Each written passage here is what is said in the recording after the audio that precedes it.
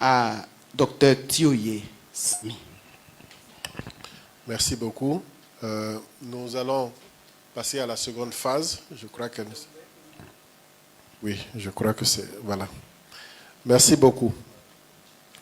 Donc, en parlant toujours des questions d'enjeux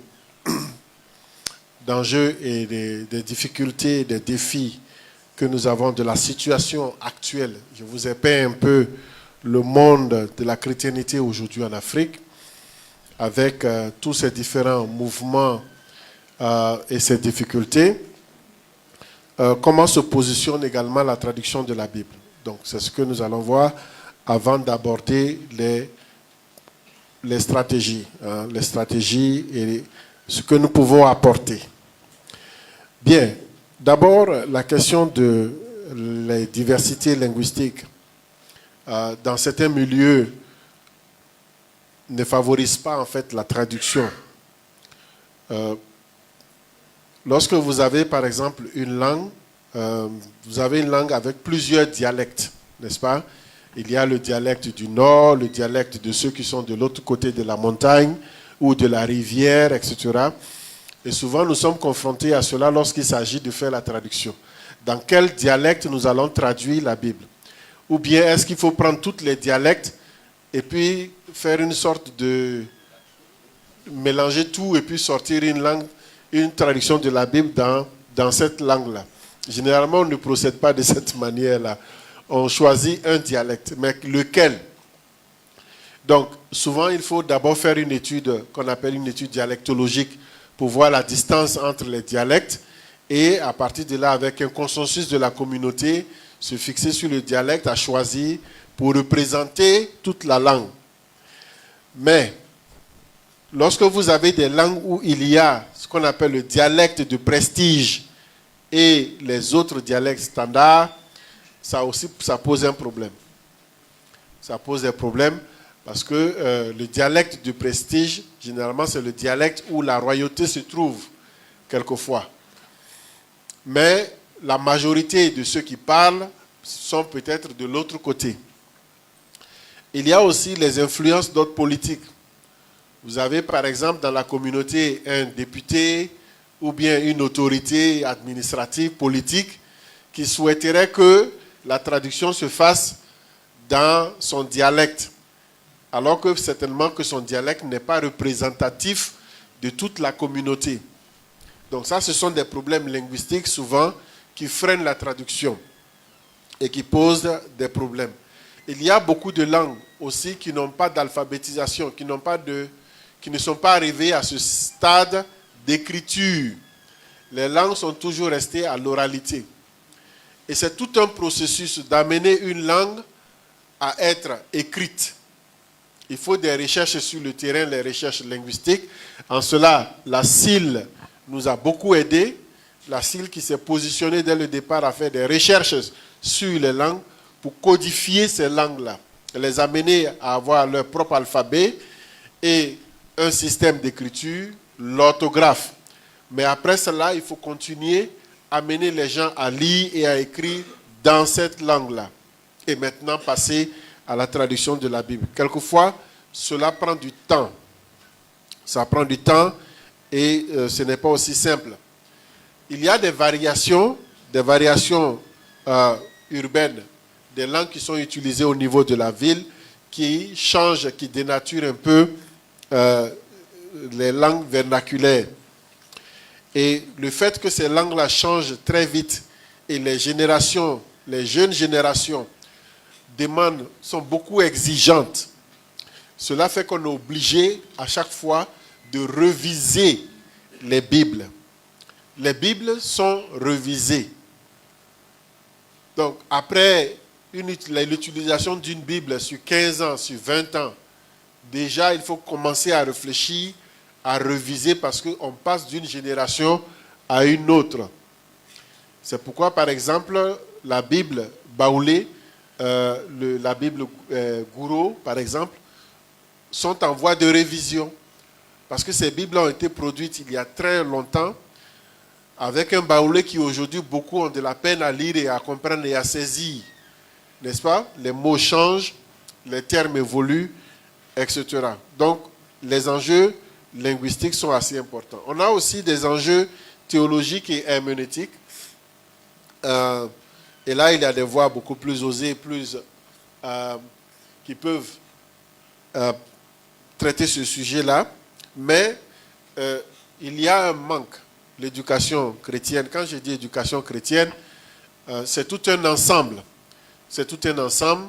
Nos membres ont besoin d'être éduqués, avoir une éducation chrétienne, mais également nos pasteurs, nos prêtres, les ministres de l'Évangile ont besoin aussi de formation, d'une formation de base. Et cette formation de base n'est pas seulement une formation pastorale, mais une formation sur les langues bibliques, sur l'hébreu, les langues d'origine. Cela est très important et on ne doit pas occulter cela. Parce que manquer, par exemple, de comprendre les textes à leur origine et s'appuyer uniquement sur le français pose de sérieux problèmes. Si nous ne connaissons pas comment la Bible nous est parvenue, cela devient difficile. À cause d'une virgule, deux communautés vont se battre. À cause d'une simple virgule. Jésus qui dit à l'homme qui est sur la croix, Jésus lui dit, aujourd'hui même, tu seras avec moi au paradis. N'est-ce pas? Et puis, la même phrase qui est reprise avec un changement de position de la virgule, il dit, je te le dis aujourd'hui, tu seras avec moi. Le changement de la virgule simplement change le concept même du paradis. Est-ce que Jésus est parti avec ce monsieur-là au paradis ou bien il n'est pas parti avec lui? Et on va commencer à s'affronter tout simplement parce qu'il y a la position de la virgule là en français qui pose problème. Mais à l'origine, est-ce que la Bible a été écrite en français? Non. Il faut repartir à la source pour comprendre pourquoi la Bible, qu'est-ce que la Bible nous dit, qu'est-ce qui vient avant et quel est le contexte. Et cela manque beaucoup. Et je pense que une des raisons pour lesquelles nous sommes là aujourd'hui, c'est d'encourager cette éducation chrétienne-là. Encourager nos communautés, encourager nos institutions à repartir sur les langues bibliques. Il faut apprendre les langues bibliques. Si vous êtes du domaine de la Bible, il n'y a pas d'excuse à cela. Il n'y a pas de raccourci. Aujourd'hui, il y a des opportunités pour apprendre ces langues bibliques-là et nous avons besoin d'encourager. Nos traducteurs, nous devons les former. Nous avons besoin de traducteurs de la Bible. Et dans leur formation, nous incluons également cet aspect-là. L'apprentissage des langues bibliques. Cela est très important. Nous avons des pénuries également. Nous avons moins de consultants en traduction. De consultants en traduction biblique pour aider un peu dans la traduction. Et tout simplement parce que c'est un domaine certains trouvent que c'est difficile. Parce qu'il faut, pour être consultant en traduction, il faut apprendre l'hébreu, il faut apprendre le grec. Pour certains, il faut aller jusqu'à apprendre l'araméen. Ensuite, il faut toute une formation. Mais on en a toujours besoin. Vous voyez, au niveau, par exemple, de l'Alliance biblique universelle, en Afrique, nous n'avons que 5 consultants internationaux. Pour tout le continent, 5 consultants. Et donc, tous ces consultants-là sont impliqués directement dans certains projets et on en a besoin. Il y a beaucoup de langues, il y a beaucoup de projets. Actuellement, nous avons près de 157 projets actifs sur le continent africain. Et ça, c'est l'Alliance biblique universelle. Sans compter la CIL, sans compter la Wycliffe, qui ont aussi des projets et qui ont aussi une carence en conseillers. Et donc, quelquefois, par exemple, la semaine prochaine, je serai en Namibie pour travailler avec une équipe. Je viens de travailler avec les Baoulés. La semaine prochaine, je serai en Namibie pour travailler avec une équipe qui est à cheval entre le Botswana et la Namibie. mais aussi travailler avec les sourds, avec une équipe de sourds qui travaille sur la traduction de la Bible. Donc, allez travailler avec eux pour s'assurer de la qualité de leur traduction. Et vous savez, leur traduction, ce n'est pas écrit. C'est la vidéo des sourds que vous regardez, leur vidéo qu'ils font, demande aussi toutes les exigences qu'il faut pour une bonne qualité de traduction. Parce que c'est ça aussi la parole de Dieu. Pour eux, c'est la parole de Dieu. Donc, les mêmes rigueurs que nous portons pour la Bible écrite, nous avons ces mêmes rigueurs-là également pour la Bible des sourds, qui est sous forme de vidéo. Donc, former le personnel, on a des problèmes de formation, non seulement de recruter ces personnels-là, les maintenir, et également aussi les questions de théologie. Certaines interprétations bibliques qui posent problème, comme je dis, dans le monde de la chrétienté aujourd'hui en Afrique, qui est un mouvement assez très vaste, sur plusieurs points. Il y a, malheureusement, par manque d'éducation chrétienne, des enseignements qui sont un peu erronés, des enseignements qui ne collent pas. Des enseignements qui ne collent pas. Il y a quelques années, j'ai été invité en Ouganda pour une conférence par l'Alliance biblique de l'Ouganda, une conférence nationale sur un problème assez sérieux où les chrétiens faisaient face à des mouvements assez radicaux parmi les chrétiens. Parmi les chrétiens. D'abord, il y avait cette accusation que les nouvelles Bibles qui sortent, il y a des versets qui manquent, il y a des chapitres qui manquent. Donc, certaines versions ont été ciblées, ont été attaquées, parce que la maison qui a publié ces versions de la Bible-là, il s'est trouvé que cette maison-là avait une sorte de... a eu une position de tolérance vis-à-vis des questions de genre. OK? Des questions de genre. Quand je dis des questions de genre, il s'agit de la position d'homosexualité et tout ça.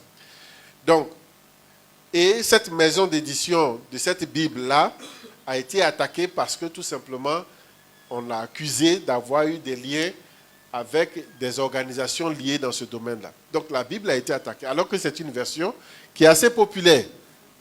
Ça, c'était un. Deuxièmement, il y avait un grand prédicateur dans le pays qui a une radio, qui a une télé et qui a un très grand public et qui, lui, passait le temps à brûler les Bibles.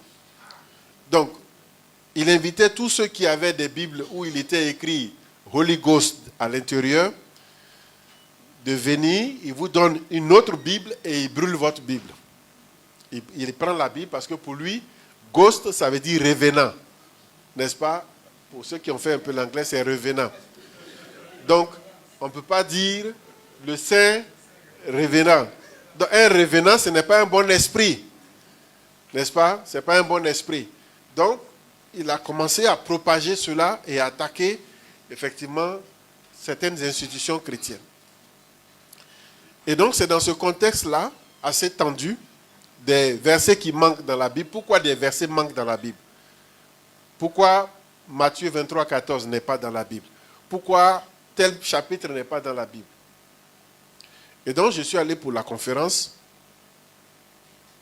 Il y avait tout un panel là avec les médias et tout, où j'ai pris le soin d'expliquer le phénomène des versets qui manquent dans la Bible.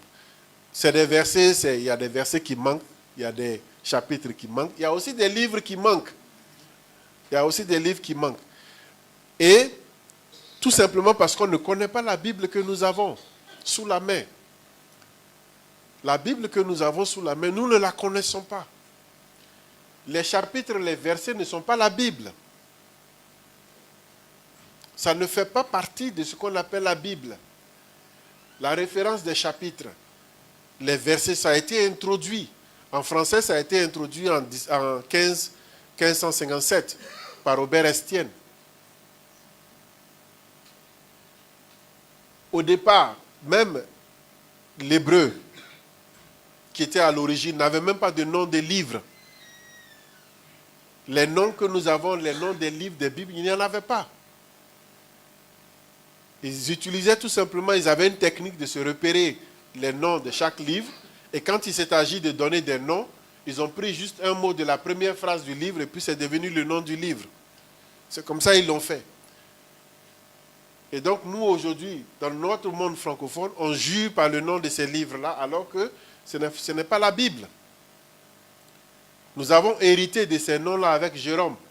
Lorsque Jérôme a fait la traduction de la Vulgate, où il a donné ces noms-là, quelquefois en tenant compte du contenu du thème du livre, Exode par exemple, Exodus, qui parle de la sortie, mais les Juifs, en hébreu, eux, ils ont donné le nom Shemot, ça veut dire les noms. Voici les noms des enfants d'Israël. Et les Shemot b'nei Israël ba'u be'Yerushalayim im be'Mitzrayim im Yaakov. Voici le nom des enfants d'Israël qui sont descendus en Égypte avec Jacob. Ça, c'est le premier verset de Exode. Ils ont juste pris le mot, les noms, pour désigner leur livre.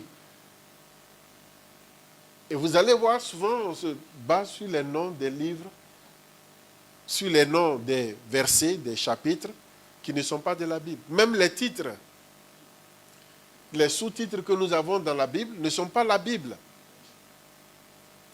On les appelle des aides. Ce sont des aides que nous mettons pour aider nos lecteurs, pour les guider dans la compréhension, pour leur permettre de se retrouver. Il en est de même des illustrations. À l'origine, il n'y avait pas d'image dans la Bible. Les images ont été juste mises là pour aider culturellement. Si on ne sait pas à quoi ressemble un hôtel, on met une image d'un hôtel pour nous dire, ah, voici comment eux bâtissaient leur hôtel. Et quelquefois, quand on veut réviser certaines Bibles, même les images, on nous dit ne touchez pas aux images. Parce que les anciennes Bibles avec le français courant, vous voyez les dessins qui étaient là-bas, c'était des gens embâtonnés là. Il n'y a pas Dieu, il n'y a rien, c'est juste tracé comme ça. Et quand on a révisé la Bible, on voulait mettre des images avec des gens quand même qui sont bien dessinés et tout ça. Ils ont dit non. Non. On ne veut pas ces images modernes là. Les images qui étaient là dans les années 80, dans les années 60, 70 là, vous laissez ces images là. Parce qu'ils pensent que au ciel c'est comme ça les gens sont. Les gens ressemblent à comme ça, ils n'ont pas Dieu. C'est comme ça ils sont là-bas. Donc il ne faut pas changer les images pour mettre des images modernes. On veut bien aider, mais à la fin, ça devient des problèmes. Voilà, donc pour clore cette partie, cette conférence a eu lieu et après il a fallu aller de région en région dans le pays pour faire des conférences également, pour pouvoir recadrer un peu, encourager la communauté à comprendre que le fondement de tout ça, c'est l'ignorance, tout simplement. On ne connaît pas la Bible que nous tenons dans la main. Donc, il n'y a pas de raison de faire des bagarres à cause de cela. Les questions de syncrétisme et également d'interprétation de théologie, comme je l'ai dit, il y a des voies plus autorisées que la mienne pour engager ce débat-là. Les enjeux sociopolitiques, on a parlé de cela, les restrictions gouvernementales, censurer les traductions bibliques également, qui freinent un peu. On a aussi les questions économiques, les enjeux économiques, le coût élevé des Bibles. L'Alliance biblique essaie, dans la mesure du possible, de subventionner les coûts des Bibles, mais quelquefois, ce n'est pas aussi simple et aussi facile que ça. Les enjeux culturels et religieux, également des concepts bibliques qui sont difficiles à traduire. La traduction n'est pas, c'est pas un exercice qui est assez facile. Parce que vous traduisez une culture, vous traduisez un monde culturel dans un autre monde culturel. Les concepts ne sont pas les mêmes. Les concepts de l'alliance, la sainteté, même le mot pour péché. Le simple mot péché, pour le traduire dans une langue, c'est tout un problème. Parce que les concepts ne sont pas les mêmes. On traduit le mot péché dans nos langues par ce qui est mauvais. n'est-ce pas, ce qui est mauvais. Mais dans la Bible, le péché se définit autrement. Le péché se définit autrement. Donc, il y a des notions qui sont assez complexes, assez difficiles. Et également, il y a le besoin exprimé par les communautés. Certaines communautés préfèrent avoir la Bible en audio que d'avoir la Bible en écrite, etc. Et la vision du monde et les enjeux technologiques également. Je vais passer sur ça. Je pense qu'on a déjà... j'ai parlé un peu de tous ces éléments sur l'IA, la fracture numérique, l'accès inégal aux technologies qui freinent la diffusion de la parole. Et puis, je voulais également utiliser des cas, faire une étude de cas, mais je pense que je vais sauter ce sujet sur l'étude de cas. C'est-à-dire visiter un peu le monde francophone, le monde anglophone avec certains pays et le monde lusophone. Et prendre l'exemple de certains pays dans ce qui se passe à ces niveaux-là. Mais je pense que je vais donner cela, peut-être prendre ces exemples-là dans nos échanges et dans nos discussions. Donc, permettez, je vais passer rapidement là-dessus, le Cameroun, l'Afrique anglophone, le Kenya, etc., l'Afrique lusophone, et passer aux stratégies. C'est assez long. Pour ceux qui voudraient le document pourront l'avoir avec le docteur Loba.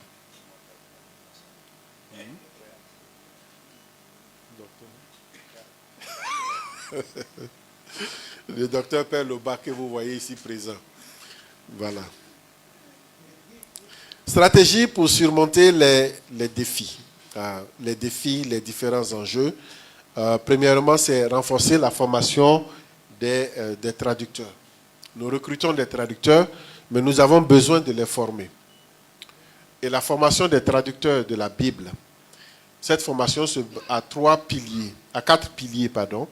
Le premier pilier, c'est ce dont j'ai parlé tout à l'heure, les langues bibliques, les former dans les langues bibliques. Deuxième pilier, c'est la linguistique, l'étude des langues, apprendre l'étude des langues, comment une langue fonctionne et apprendre eux-mêmes leur langue, découvrir sa propre langue. Il ne s'agit pas de parler la langue, mais connaître sa langue, c'est toute une autre chose. Savoir comment fonctionne sa langue, c'est toute une autre chose. Donc, les langues bibliques, la linguistique, ensuite les traductions, les principes de traduction, les politiques de traduction. Quand on dit une traduction, il y a plusieurs méthodes, il y a plusieurs méthodologies lorsqu'il s'agit de la traduction. Vous avez des traductions littérales, des traductions mot à mot, des traductions basées sur le message, etc. À dynamique équivalence, quand vous prenez certaines versions, vous vous demandez, mais qu'est-ce qu'on veut dire par là? L'apôtre Paul qui s'est retrouvé le samedi soir pour la fracture, pour rompre le pain. Quand vous prenez les versions, vous allez voir, chacun a dit quelque chose. D'autres ont dit dimanche, d'autres ont dit samedi soir, d'autres ont dit le premier jour de la semaine. Mais le premier jour de la semaine, c'est quand exactement? Hein? C'est quand? Donc, il faut aussi, en plus de cela, ajouter le monde de la Bible pour les traducteurs, comprendre le monde de la Bible, et si possible, les envoyer où se trouve le contexte de la Bible. Parce que la Bible n'est pas sortie de la terre. La Bible est le vécu d'une communauté. D'une communauté qui a sa culture, qui a ses principes, etc. Et tous les vestiges sont retraçables. Ça veut dire que si vous voulez savoir ce qu'on appelle le Shephélah, par exemple, ou le bas pays, et que vous n'avez pas vu, vous pouvez aller en Israël. Et donc nous encourageons également que les traducteurs fassent partie de cette expérience-là pour voir de visu et toucher du doigt ce qui est dit, ce qui est écrit. Pour comprendre comment Jésus pouvait parler à une foule de 5000 personnes sans micro. Quelquefois, on a nous-mêmes nos propres doutes, mais comme on est chrétien, on ne veut pas les exprimer. On voit certaines choses dans la Bible, on dit, ah, c'est ça là. Bon. Mais quand l'occasion et l'opportunité est donnée aux traducteurs de se rendre en Israël, ils peuvent comprendre comment Jésus pouvait s'adresser à 5000 personnes sans micro.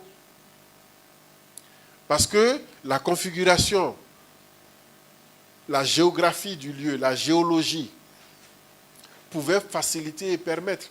C'est pourquoi il était toujours au bord de l'eau. Il était toujours au bord de l'eau. Il choisissait des endroits bien précis pour s'adresser au public parce que c'était la technique de l'époque. Se mettre dans une barque, pousser la barque légèrement un peu et maintenant s'adresser à la foule en parlant des béatitudes, c'était la technique de communication. Il n'y avait rien de spirituel dedans. C'était juste une simple technique de communication. Pour dire, bon, il s'est assis dans la barque, il a dit, poussez un peu. Ils ont poussé un peu à la berge là, et il s'est assis, il a commencé à enseigner. Nous, on va spiritualiser ça. Alors que tout simplement, c'est une technique de communication. Moi, j'ai été très curieux lorsque je suis allé en Israël pour la première fois. Je voulais tout expérimenter. Donc, je vais aussi à l'endroit où Jésus était. On dit, il était ici. J'ai dit, bon, je suis assis là. Quelqu'un est de l'autre côté, on va parler, on va voir s'il va entendre. Pour me rassurer qu'effectivement, c'est vrai que la physionomie a changé avec le temps, mais on peut comprendre. Le peuple d'Israël qui se trouvait, une partie était sur le mont Ebal, sur la montagne Ebal, la colline Ebal, et l'autre qui était sur la montagne Gérizim, les bénédictions et les malédictions. Comment se fait-il qu'ils s'entendent et puis ils répondent Amen? On prononce les bénédictions ici, on prononce les malédictions de l'autre côté. Mais quand vous voyez la configuration géographique, vous savez, ah, c'est possible. Parce que si on est sur le mont Gérizim, le mont Ebal est juste de l'autre côté. Et c'est des collines. Donc, montagne, colline. Le Jourdain et certains éléments culturels que nous enseignons à nos traducteurs et nous leur permettons de toucher du doigt ces réalités-là pour une bonne traduction de qualité. Nous n'avons pas droit à l'erreur. De la même manière, Dieu a veillé sur sa parole avec la rigueur qui était là au début pour préserver cette parole-là. Nous avons reçu cela. C'est grâce à cette rigueur-là qu'aujourd'hui nous avons reçu la parole de Dieu, n'est-ce pas? Nous devons la transmettre. Et si nous devons la transmettre, nous demandons aussi cette même rigueur-là pour préserver l'intégrité de la parole. Nous sommes garants. Et donc à cela, il faut tout mettre en œuvre pour que le message soit authentique. Vous avez aussi le développement des consultants. Je vais m'arrêter bientôt. Le développement des consultants et promouvoir les écritures orales et numériques. Promouvoir les écritures. La promotion des saintes écritures, l'interaction, interagir avec les écritures, permettre l'affermissement, la foi, l'édification de l'Église. Nous devons permettre que nos membres interagissent individuellement, pas seulement les jours de culte ou les jours de service à l'église ou à la paroisse, mais que chacun s'engage individuellement à interagir avec cette parole-là, parce que c'est là que se trouve la vie, la transformation et l'édification. Comme je l'ai dit, de nos jours, aujourd'hui, les temps que nous vivons actuellement, la persécution va s'étendre. Parce que nous avons l'impression que la persécution, c'est de loin que nous voyons. L'Église persécutée, on s'est dit, bon, c'est dans certains pays, tels que la Chine, dans certains pays, tels que les pays islamiques, où nos frères chrétiens sont persécutés, le Pakistan, l'Indonésie. Nous voyons cela assez loin. Mais nous ne voyons pas cela venir. Et ça vient très vite pour ne pas que nous soyons surpris demain. Cette persécution va s'intensifier dans les années à venir. Et personne ne pourra échapper. Et comment résister si on n'est pas ancré dans la parole? Comment résister si on n'est pas nourri spirituellement? Nous ne traduisons pas pour avoir des Bibles pour décorer nos salons. Nous traduisons la Bible pour que cette Bible-là soit utilisée à fond. Parce qu'il viendra un temps où la Bible ne sera plus disponible. Il viendra un temps où cette Bible-là sera très précieuse à la voir. On va revenir même sur la Bible papier. Parce que lorsque tout sera digitalisé, tout sera numérisé, il y aura des systèmes de contrôle pour faciliter l'accès, le mouvement, le déplacement des personnes et des collectivités. Même l'accès à tout ce qui est service qu'on peut avoir, que ce soit services monétaires, financiers, les transactions qui vont se faire, tout cela va se faire sur le plan digital. Parce que ça a été déjà mis en place avec le forum mondial, le forum économique mondial récent, qui ont donné le feu vert depuis Davos pour que toutes les nations du monde convergent dans cette direction-là. Ça veut dire que si vous avez un problème dorénavant, vous ne pourrez faire aucune transaction parce que le billet, l'argent billet va disparaître. Les pièces de monnaie vont disparaître. Tout va se faire de façon digitale. Et donc, si on vous bloque sur ce plan-là, vous ne pourrez rien faire. Même voyager, acheter un ticket de bus deviendra tout un problème. Comment nous préparons nos chrétiens, nos membres, à se préparer à cette éventualité, à ce qui est en train d'arriver? Et ça va arriver. Ce n'est pas pour effrayer, mais prenons conscience. Si nous sommes disciples de Yeshua, nous sommes disciples de Jésus, nous avons sa mentalité. Nous avons la mentalité de notre maître, qui est d'être proactif et de prévoir, de planifier, de voir ce qui vient. Et ce qui vient ne sera pas facile pour le monde chrétien. Nous devons continuer d'exploiter les technologies, les nouvelles technologies. Également, réfléchir sur les modèles de financement durables. Voilà, réfléchir sur les modèles de... Tout cela, j'ai déjà abordé cela. L'herméneutique contextualisée. De nos jours, nous devons réfléchir à une sorte de contextualisation de l'évangile. L'évangile n'est pas occidental. La théologie n'est pas occidentale. Nous avons une théologie africaine. Aussi, du moins, des théologies africaines. Qu'est-ce que nous faisons de nos théologies africaines? Ce n'est pas ce qui vient nécessairement de l'extérieur qui est vrai ou qui doit être généralisé. Donc, pour conclure, je dirais que la traduction de la Bible est essentielle. Elle est essentielle, elle est un monde, un socle pour l'édification de l'Église africaine. Malgré les défis, les enjeux, l'avenir reste prometteur. Et tout ce dont nous avons besoin, c'est une éducation chrétienne sur tous les plans. Et valoriser les langues locales, les langues nationales, qui reflètent notre identité. Donc, récupérer notre identité, qui nous sommes dans notre communauté, et récupérer également cette identité-là qui reflète l'identité de Christ. Comprenons que l'identité de Christ et notre identité, il y a une réflexion qui se fait. Et notre identité C'est ce que nous sommes, localement, culturellement, qui reflète l'identité de Christ. Car l'identité de Christ, elle est diverse. Elle est diversifiée. Et c'est en cela que nous nous reconnaissons faisant partie du royaume de Dieu.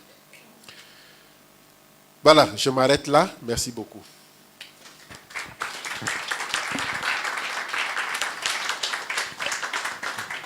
Sérieux là, avec tout ce qu'on a reçu, c'est comme ça on va remercier le Seigneur en acclamant son serviteur. Nous allons prendre juste 3 questions. Et pour permettre au docteur Samy d'aller en profondeur parce que